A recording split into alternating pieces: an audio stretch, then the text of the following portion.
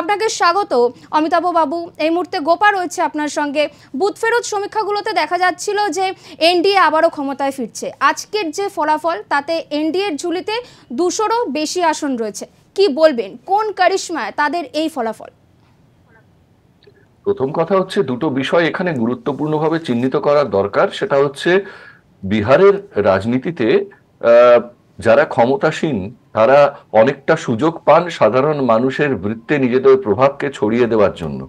এবং বিহারের মহিলা ভোটকে যেভাবে নীতিশ কুমার, জেডিইউ এবং বিজেপির যে সংগঠিত বাহিনী বা সংগঠিত শক্তি, তারা যেভাবে মহিলা ভোটারদের ভোটকে নিজেদের অনুকূলে আনতে পেরেছেন, সেটা ওই 10,000 টাকার অনুদান হোক বা অন্যান্য নানান প্রক্রিয়াতে, এতে একটা বিষয় স্পষ্ট যে সেখানকার সাধারণ মানুষ, কর্মসংস্থানহীন মানুষ, অভাবী মানুষ, তারা এই প্রাপ্তিটাকে আশীর্বাদ বলে মনে করেছে এবং সেই সুবাদে যে সরকার তাদেরকে এতখানি সুযোগ দিয়েছে, সেই মানে তাদের ঝুলি ভরিয়ে দিয়েছেন তারা তাদের সমর্থন দিয়ে। এটা একটা দিক।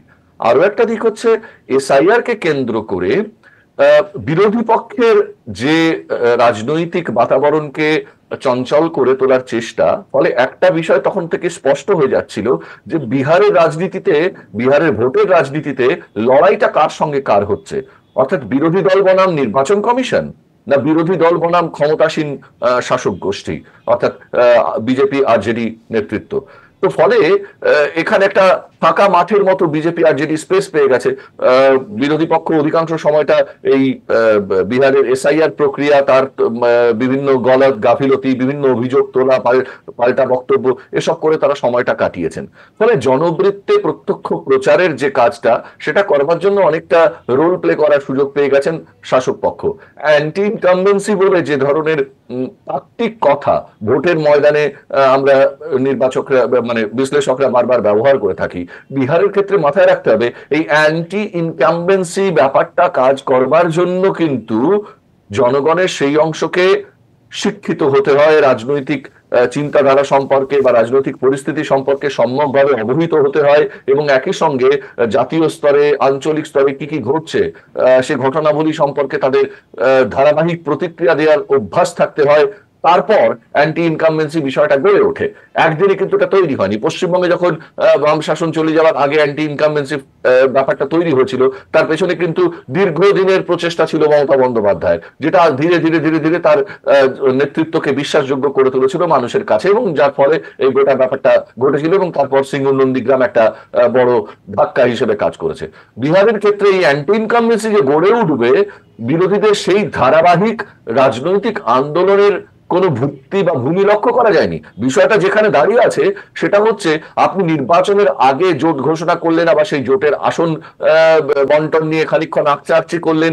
এই সমস্তটা শিক্ষিত অংশের ভোটারদেরকে যেমন বিভ্রান্ত করে, তেমনি যারা অপেক্ষাকৃত প্রান্তিক এবং সুবিধা বঞ্চিত অংশের মানুষ, তারা এই সরকারের দিয়ে আসা যে আর্থিক সুযোগ সুবিধাগুলো, সেই সুযোগ সুবিধার নিরিখেই সরকারকে উচিত সরকার বলে মনে করছেন। স্বাভাবিকভাবেই এই বিপুল জনাদেশ তাদের অনুকূলে চলে যাচ্ছে। এর মাঝখানে ইভিএম নিয়ে বিতর্ক, এর মাঝখানে ভোট পদ্ধতি নিয়ে বিতর্ক, এসআইআর নিয়ে বিতর্ক, অর্থাৎ পদ্ধতিগত বিতর্ক তুলে খেলার মাঝখানে তারা যে বিশৃঙ্খলার পরিস্থিতি তৈরি করার চেষ্টা করছিলেন বিরোধীরা, সেটা কিন্তু খুব বেশি শেষ পর্যন্ত হালে পানি পেল না।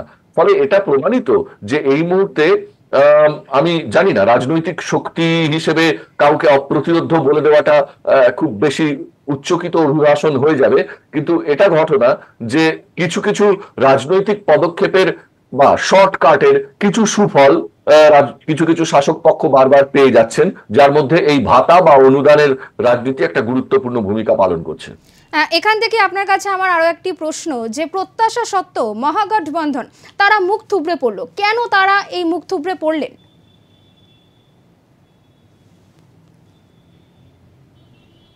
প্রথম কথা, কংগ্রেস এখানে কি ভূমিকা নেবে সেই প্রশ্নে কংগ্রেস নিজেও দ্বিধাগ্রস্ত। কংগ্রেস কি এখানে গেস্ট অ্যাপিয়ারেন্স, নাকি কংগ্রেস এই মহাজোটের একটি প্ল্যাটফর্ম, যে প্ল্যাটফর্মে আরো অন্যান্য দলগুলোকে সংগঠিত করে মহাজোট গড়ে উঠবে, নাকি দর কষাকষির মাধ্যমে তেজস্বীর সঙ্গে রাহুলজির দর কষাকষির মাধ্যমে আরজেডির সঙ্গে কংগ্রেসের বোঝাপড়ার মাধ্যমে কে হবেন পরবর্তী মুখ্যমন্ত্রী মুখ ইত্যাদি নিয়ে যে টানাপোড়েন গোটা ব্যাপারটাতে চলছিল, এতে কিন্তু একটা বিষয় স্পষ্ট হয়ে যাচ্ছিল যে বিজেপি জেডিইউ জোটের বিরোধী যে প্রচার কাঠামো, সেই প্রচার কাঠামোর ভেতরে কোনো সলিড ভিত্তি, দৃঢ় ভিত্তি সেখানকার ভোটাররা খুঁজে পাননি। আর বিকল্প সরকার হিসেবে আপনি 10 লক্ষ চাকরির প্রতিশ্রুতি দিন, কিংবা মহিলাদের জন্য আরো বিশেষ সুযোগ সুবিধা প্রসারের কথা যেটাই বলুন না কেন, সব শেষ পর্যন্ত কিন্তু অনেকগুলো প্রশ্ন উঠে আসে যে আপনি সেদিন পর্যন্ত নীতিশ কুমারের সঙ্গে একই সরকারে ছিলেন, সেখানে উপমুখ্যমন্ত্রী ছিলেন, সেইখান থেকে সরে এসে আজকে আপনি বিরোধী ভূমিকায় অবতীর্ণ হচ্ছেন। আপনার রাজনৈতিক অবস্থানের বিশ্বাসযোগ্যতা আপনি নিজেরা তৈরি করতে পারছেন কি? ফলে এই জায়গাটা ওই যে বলছিলাম, জোট বা একটি ফ্রন্ট গড়ে ওঠা, একটি যোগ্যভাবে মানে জোর দিয়ে গড়ে ওঠা একটি রাজনৈতিক শিবির, সে তার কিন্তু আন্দোলনের ধারাবাহিকতা দরকার হয়, জনসংযোগের ধারাবাহিকতা দরকার হয়। নির্বাচন ঘোষণার পর এই ধরনের মানে ক্ষমতা দখলের জন্য আসন বাড়াবার পাটিগণিতের ভিত্তিতে জোট করে এগোবার চেষ্টা করলে সেটা আজকের ভারতীয় গণতন্ত্রে খুব বেশি সাফল্য পেয়েছে বলে কিন্তু বিভিন্ন রাজ্যের বিধানসভা বা লোকসভা ভোটগুলোতে দেখা যাচ্ছে তেমনটা প্রমাণিত হচ্ছে না। ফলে আপনাকে যদি জোট করে অন্য কোনো ক্ষমতাসীন সরকারের বিরোধিতা করতে হয়, তাহলে সেই জোটটা বহু আগে থেকে করে মানুষের কাছে গিয়ে সেই জোটের পক্ষে বিশ্বাসযোগ্যতা অর্জন করে তারপর ভোটের ময়দানে আপনার বক্তব্য নিয়ে আসা উচিত বলে আমি মনে করি। সেখানে একটা ব্যর্থতা বা ফাঁক ছিল বলেই সেখানে মহাগঠবন্ধন খুব বেশি কিছু করে উঠতে পারলেন না।